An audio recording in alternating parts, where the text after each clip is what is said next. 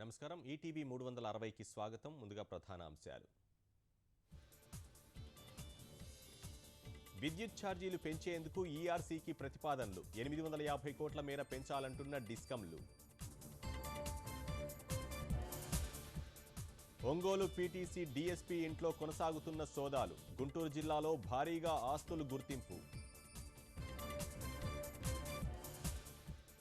దావోస్లో పారిశ్రామికవేత్తలతో మూడో రోజు వరుస భేటీలు. తీర ప్రాంత అభివృద్ధి ప్రాజెక్టులపై సీఎం చర్చలు. దేశంలో ప్రభుత్వ ఆసుపత్రుల సంఖ్య పెరగాలన్న వెంకయ్య. తిరుపతి స్విమ్స్లో డయాలసిస్ కేంద్రం ప్రారంభం.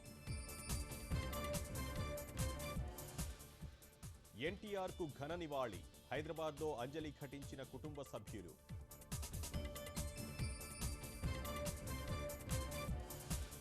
సాధారణ బీమా సంస్థల్లో వాటాల విక్రయానికి కేంద్రం నిర్ణయం. వినియోగంలో లేని 105 చట్టాల రద్దుకు మంత్రివర్గం ఆమోదం.